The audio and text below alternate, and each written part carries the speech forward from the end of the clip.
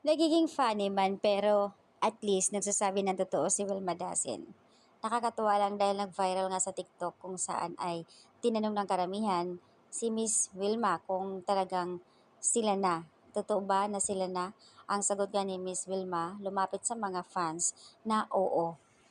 O di ba nakakatuwa? Taklisa talaga itong si Wilma, no? Pero syempre happy ang lahat na pagkasabi niya na oo. Aba, Miss Wilma ha, thank you so much. Ayon sa karamihan, nang dahil sa iyo nalaman namin yan, although walang pag-aamin ng dalawa.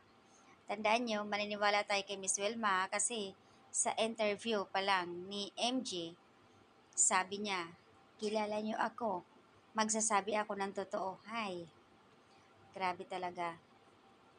So, ibig sabihin talagang maniniwala kayo. Kahit noon sa WWS si Herrera, Pepe Herrera, na sinasabi niya na parang mag-asawa ang dalawa.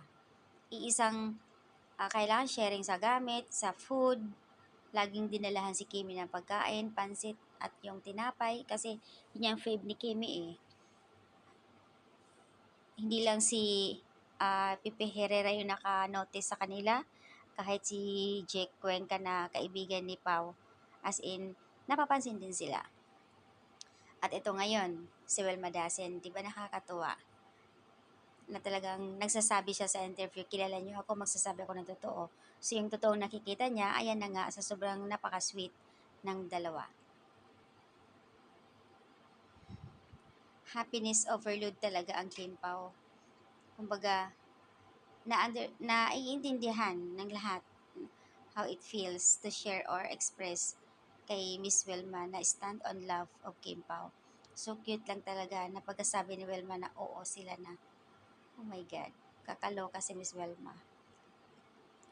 Si Miss Wilma makilala niyo yan, talagang napaka-clingy din niya eh. Pero syempre, iba pa rin talaga yung mismo nagagaling sa means yung pag-aamin. Right now, hindi pa pwede ayon sa management.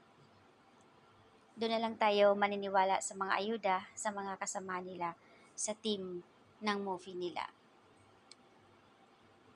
So, ayan guys, ang update, nakakatuwa lang naman.